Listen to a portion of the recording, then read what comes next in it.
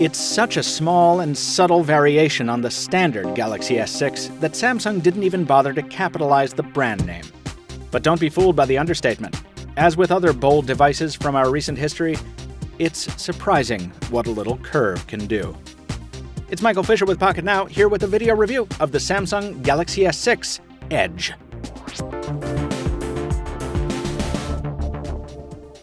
If you can't immediately tell the difference between the S6 and S6 Edge, that's understandable. We've even used video of the two interchangeably in our Samsung coverage thus far. But just as you don't fully understand the standard S6 until you pick it up, it also takes holding the Edge to really get it. Unlike the asymmetric Galaxy Note Edge, which preceded it, I didn't find the S6 Edge awkward to hold. There's enough purchase on the side rails, and the buttons are placed intelligently enough that you don't always feel like you're gonna drop it. Still, the Gorilla Glass back cover has been imported from the standard S6, so if you're worried about fingerprints or scratching but don't want to ruin the aesthetics with a case, consider a skin, like the D-brand carbon fiber on our review device. It took 800-degree temperatures in a process called 3D thermal forming to give the S6 Edge the curved cover glass that gives it its name, and the effect is gorgeous. Even as a pretty straightforward cosmetic play, the design is delightful, giving the display an infinity pool effect and making the phone quite striking from almost any angle.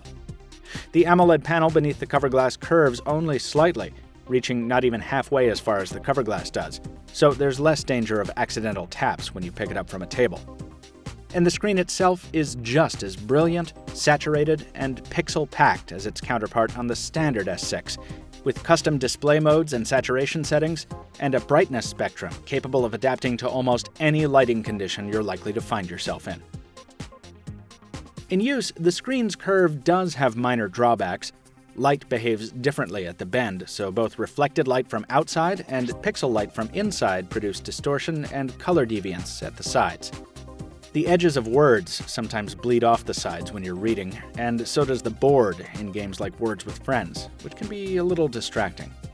But on the other hand, scrolling web pages or social streams is a little handier with the added purchase of the side screen. Your thumb doesn't get in the way of the text as you surf, which is nice. Samsung should make a bigger deal out of this.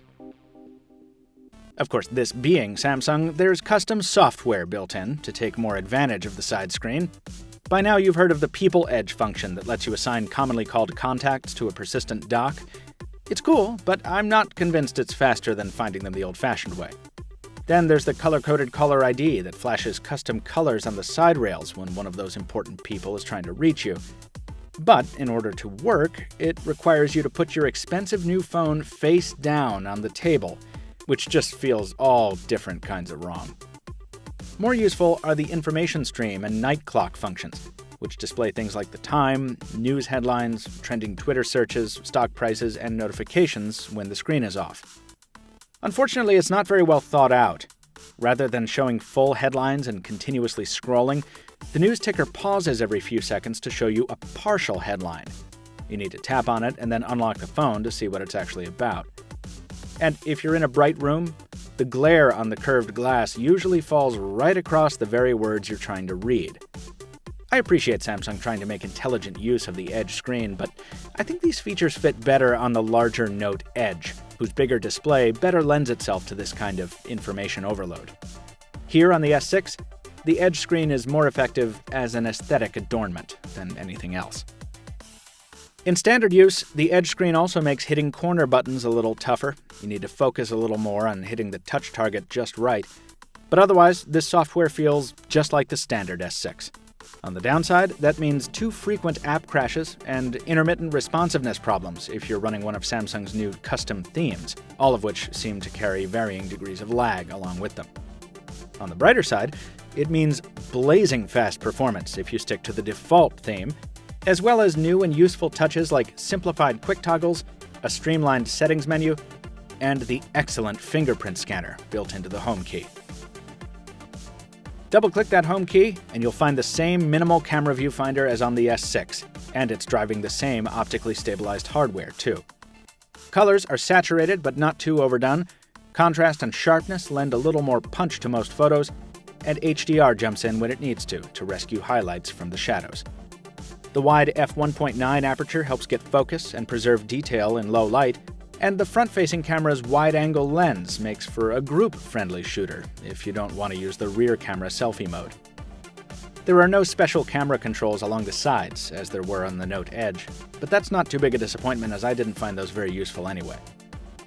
Just as on its conventional cousin, the S6 Edge's camera is one of the best you can buy on a smartphone. Also like the S6 Edge probably won't last you a full day if you take a lot of pictures, or really do anything that keeps the screen on for an extended period. At this point, folks, I've been through 3 T-Mobile units, gotten feedback from a colleague on Verizon, and seen enough other reviews to say that the S6 and S6 Edge have fair to poor battery life. Keeping your services updated helps, disabling Wi-Fi calling may help, and keeping an eye on what apps are running in the background is always a good idea. But I've never been able to get much more than 3 hours screen-on time between charges. Yes, it charges incredibly quickly with the adaptive charger in the box, and the wireless charging built in is very convenient and fun if you or your favorite coffee shop use Qi or PMA chargers.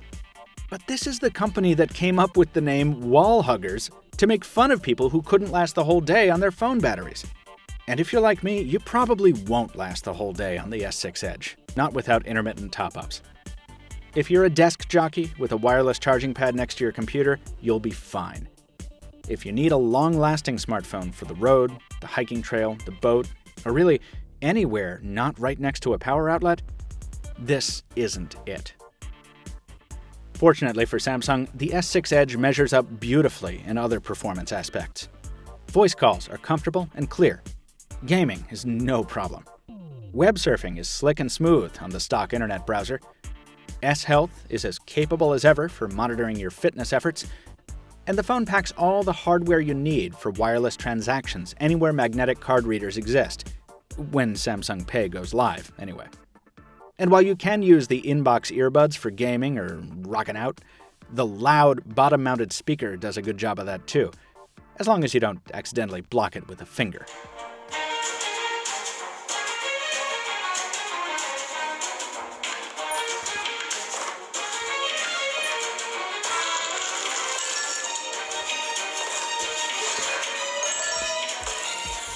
So, the very first day I used this device in public, a railroad employee stopped the official business she was doing, locked eyes on my review device, and cooed.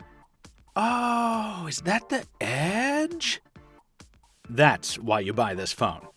It catches the eye better than almost any other handheld out there, without being too ostentatious about it, and it oozes the same feeling of quality construction as its non-edgy brother. You probably won't get much mileage out of its fancy screen features, and it's got room for improvement in software and certainly battery life.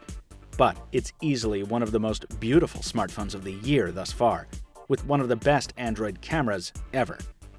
It's not cheap, but the Galaxy S6 Edge is a solid buy if you want a flagship phone with the looks to match, and you don't mind being a wall hugger. For a much more detailed look at Samsung's latest superphone, see our full Galaxy S6 review at Pocket Now, linked in the description just below.